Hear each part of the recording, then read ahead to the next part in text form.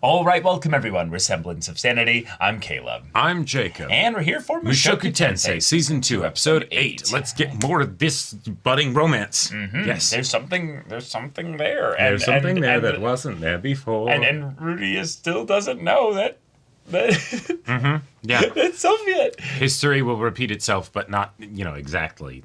Yeah. Yeah. Mm-hmm. I like the way that this is going. Me too.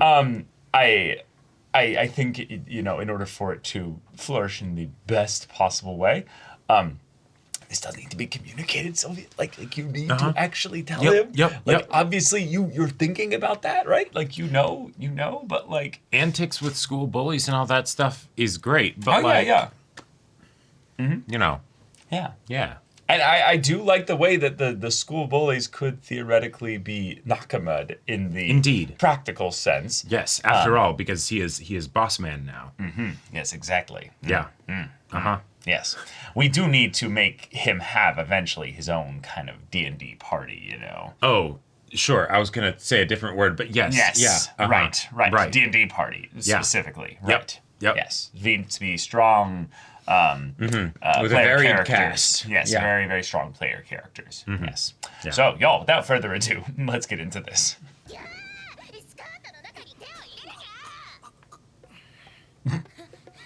That is a start to an episode.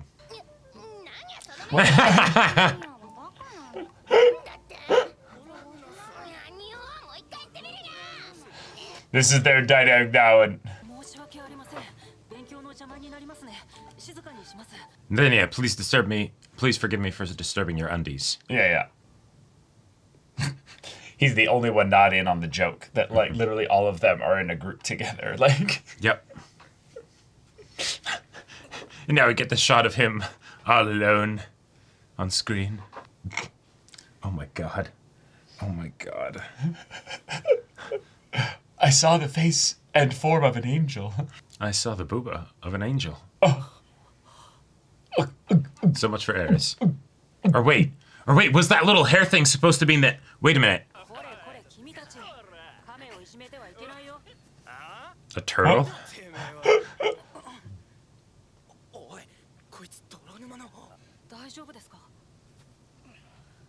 Oh. Okay. Cliff? Yeah. Right. He has no enemies.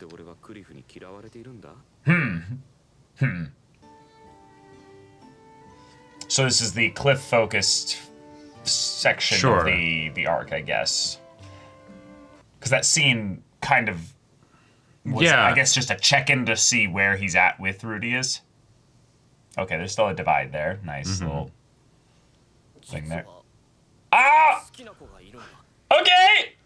Yeah! Oh, okay. Yeah. All right, yeah. Why would Eris be here? Yeah. I got good news and bad news. Yeah. One, this is gonna be easy. This is gonna be easy. Two, she's easy, Two, it might not be exclusive, Who's gonna tell him? Oh, that's how it's. So I was defending her honor. Sorry. Yep. Yeah. She could actually find that really. Yeah, you guys cute. came here together, so. Yeah. Oh my God! Yes. Right. Asking for a friend. Oh, I see. Yeah. If he hadn't said a name, she totally would have thought that he was talking about himself.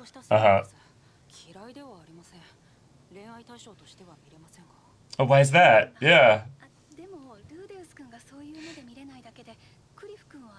True. Beauty in the eyes of the beholder.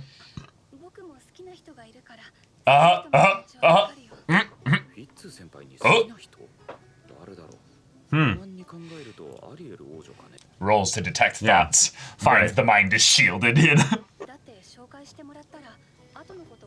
And let's be real. Elena-Lise has absolutely dealt with people like Cliff before. Yeah. So she'll probably know how to handle it.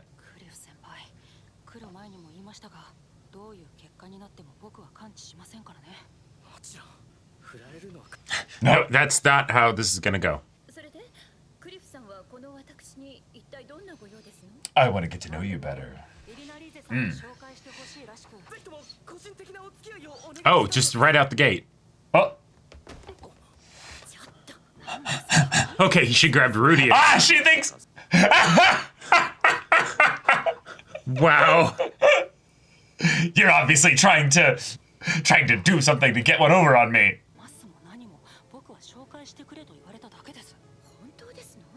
Oh.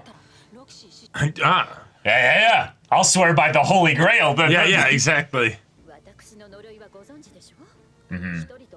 Right. Yeah. But just tell him that then. My appetites are so ravenous. Ah, you should leave. Yeah. Privacy.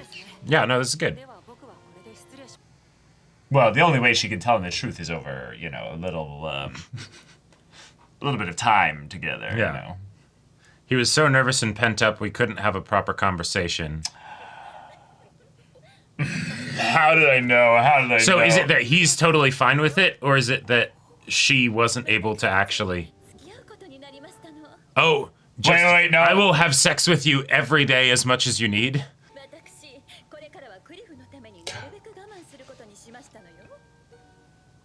What? Yeah, no, he's just like, my dick alone. Or if he's actually like thinking with magic, I might know a way to rid you of the curse. Ah, sure. Festival time. Yeah. Is it gonna be a festival time? Maybe.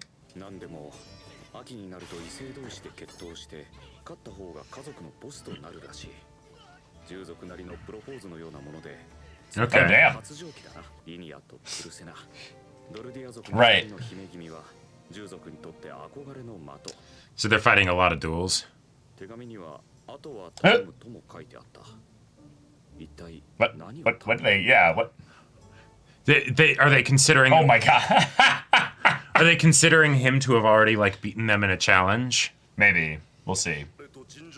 Ah, yes. Oh, right. That was amazing. Yeah. Right, because now they're challenging him for the sake of them. Yeah.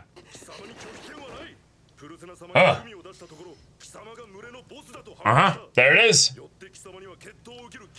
You're essentially the father of them, and you need to... That or the current victor. Yes. Now, who's that? I don't think I recognize them. No.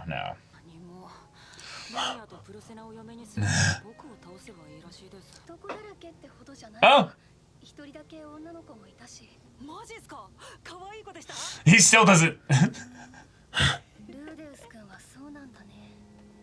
a little bit of disappointment there. She beat them all for him. Oh, never mind. Holy shit. So this is the one from the OP, yeah. Is this the true form? It could be the true form, but I'm guessing not. Okay, so no, not. Oh! Okay. Fuck yeah, let's go. Wait, so are you after Linnea or Persena? Yeah, Fiancé.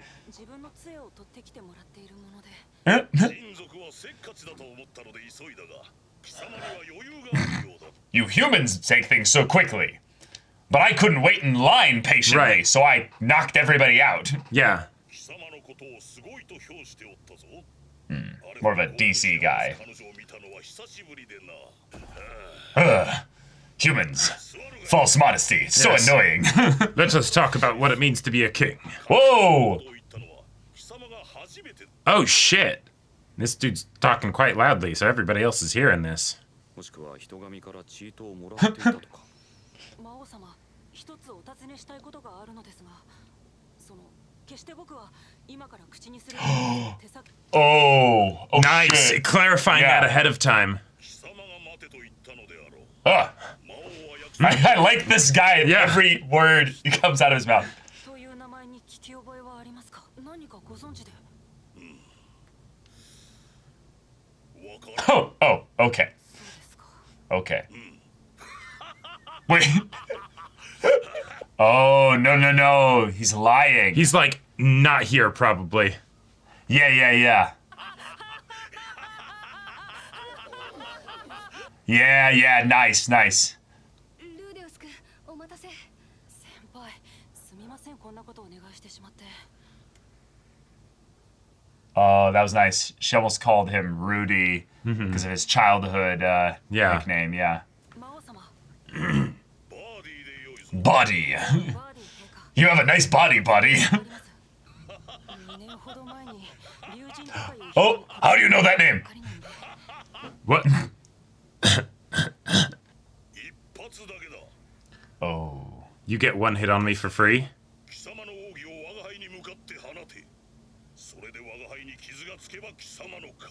Ah, That way Okay. I won't potentially kill you. Yeah. right. Because you are still human.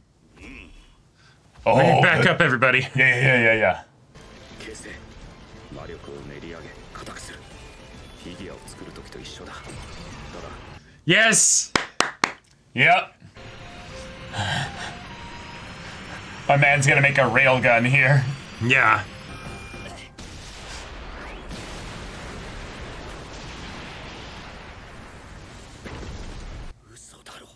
Wait, that would be bad. No, he's getting up.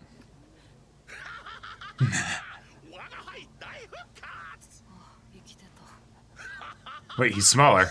Oh, yeah. Oh. Okay. Oh, cool. I like it. それはやめときます。 We got some kiss shot kind of mechanics here. Wait, what?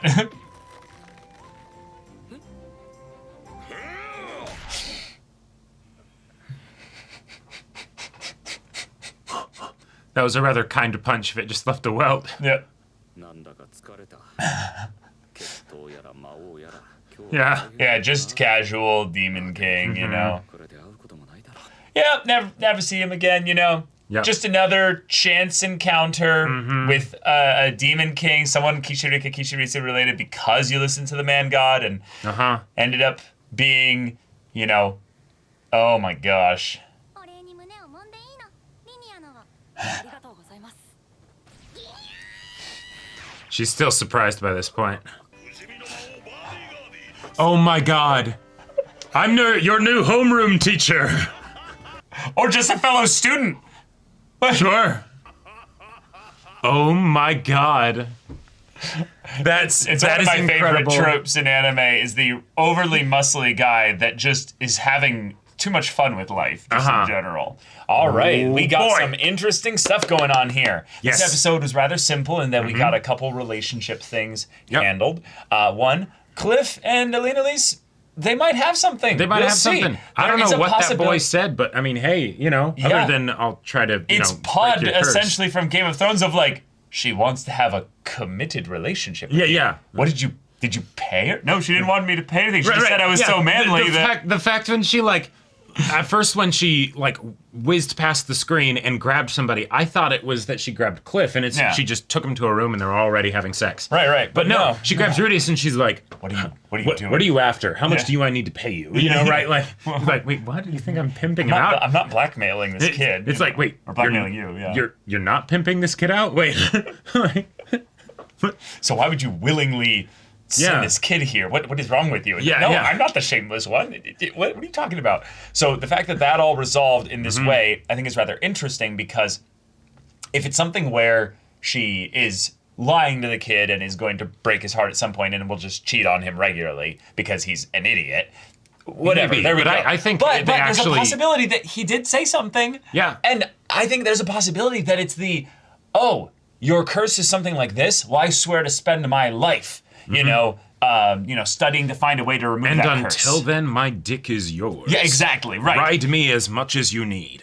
And then she's like, you don't have a problem with that. Are you sure? That'll be like at least right 6 or 7 hours of sleep that you'll only be getting a day. You will have to cast restoration magic on your dick because I'm going to raw dog it until it starts to feel pain. If nothing else, she's like he says that and then she's just like yeah.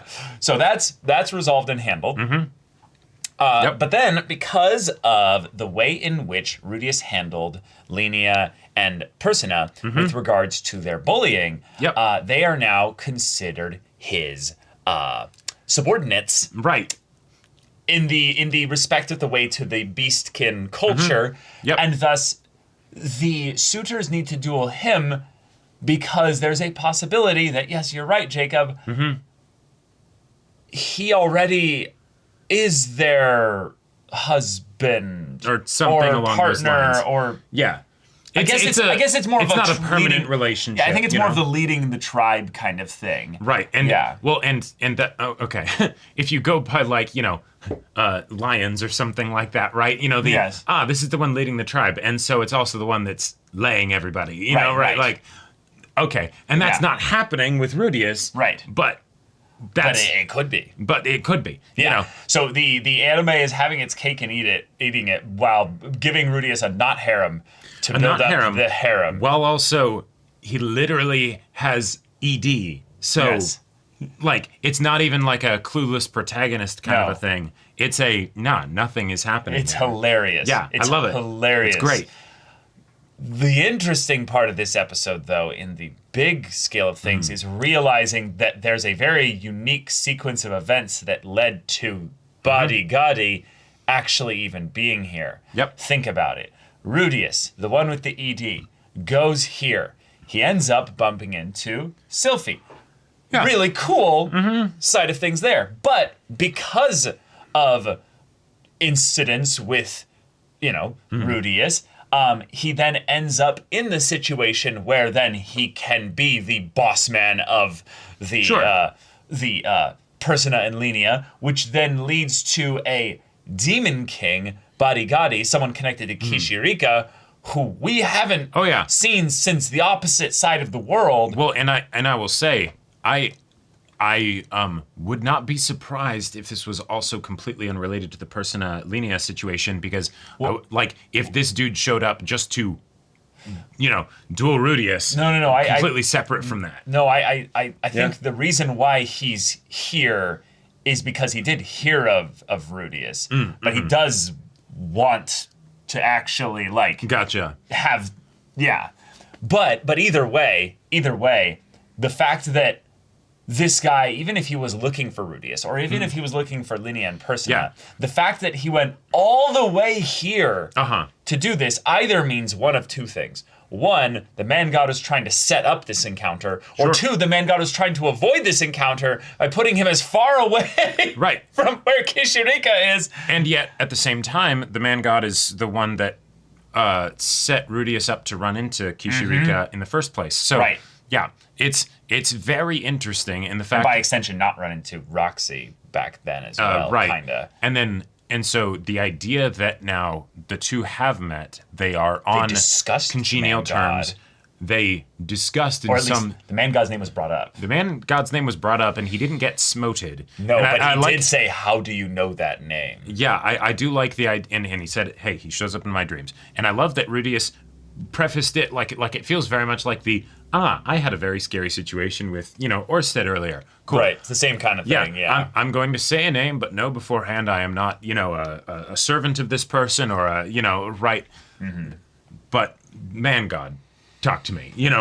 Like that. Love it, and the idea that there was very clearly even if I am going to talk to you about this later, it is certainly not going to be here. Right. Laugh.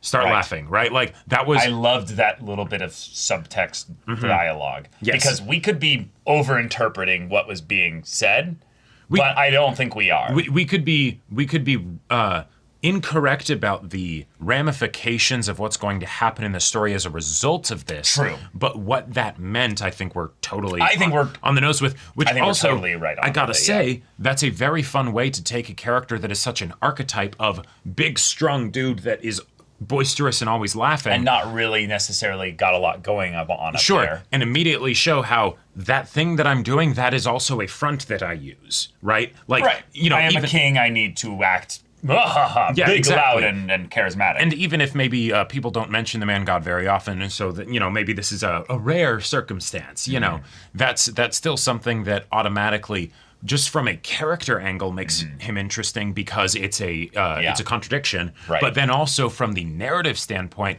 awesome, we have someone here who might give answers in the future, and yet because of the way that they are, because of how crazy the information might be, they're not bringing it up right away. So that's something for us to look forward to. Great. But here's the part that's freaky.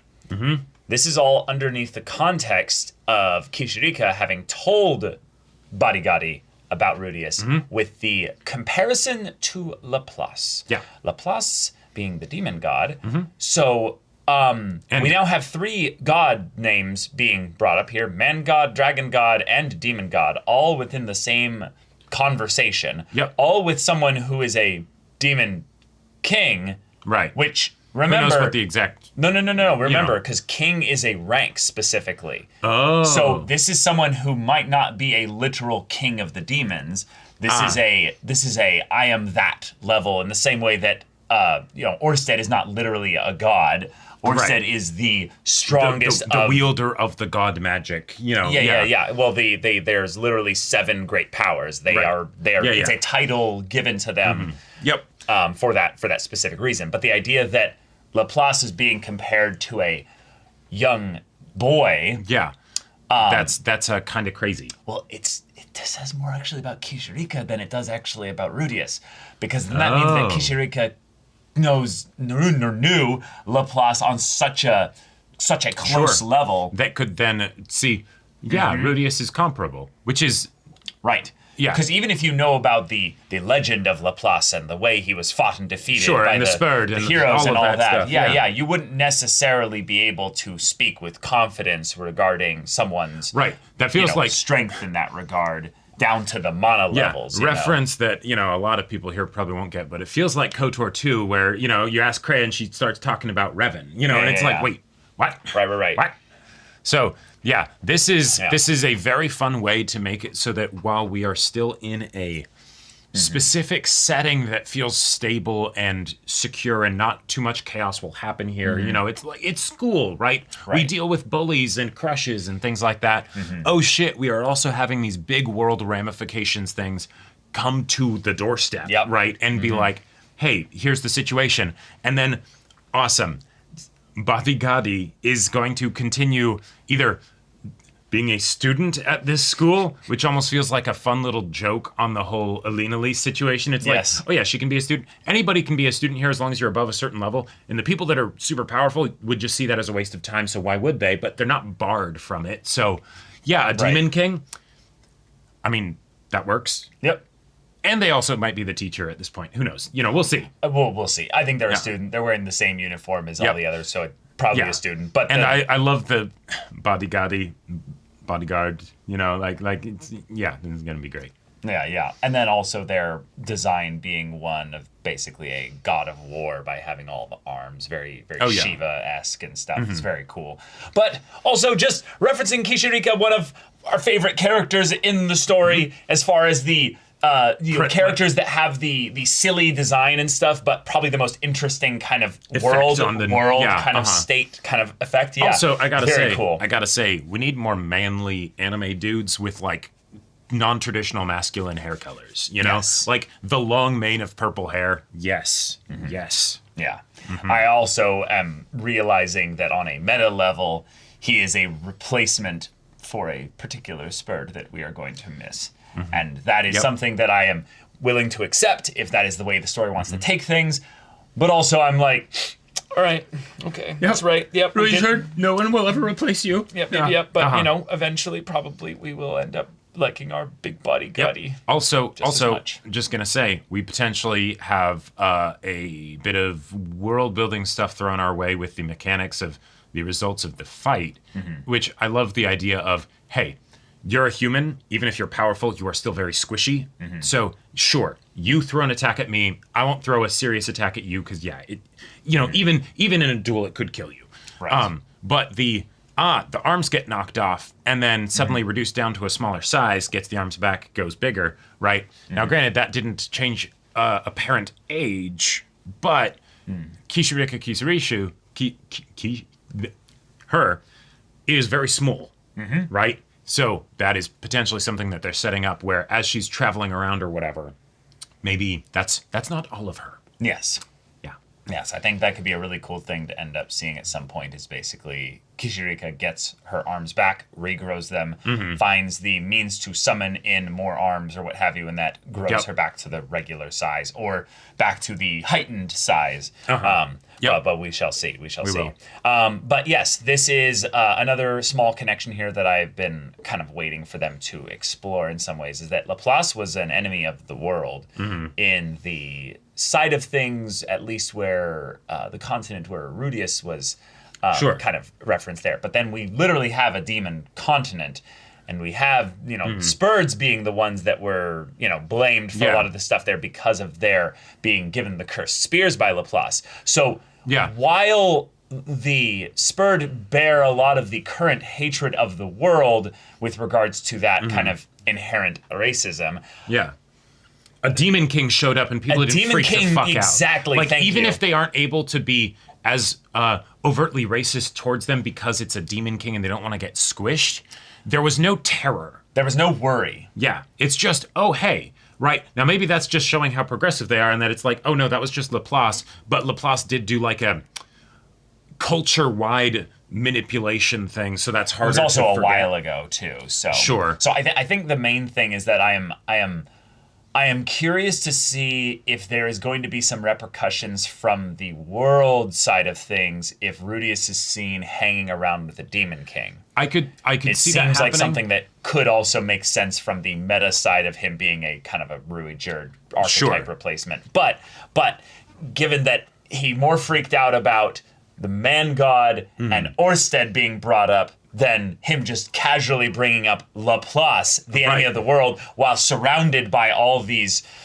students and stuff. Maybe it's something where it's like, okay, they probably can't hear like the details of our conversation because they're like farther away, and then start talking loudly. This is who I am. This is my voice. No. If anything, that was why we know they're all listening. That's why the laughing thing. Right. He's like, hey, start laughing. Yeah. That is interesting.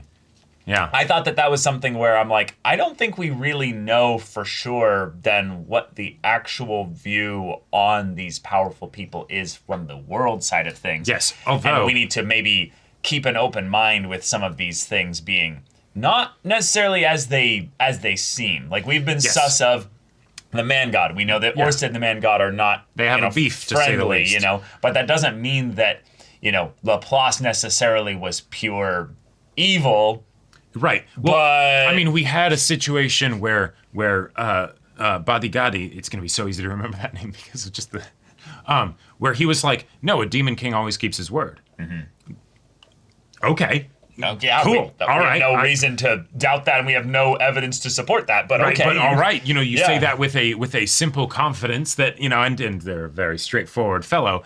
So I can only assume that that's a thing, and so if that's the case, then I'm guessing either that's a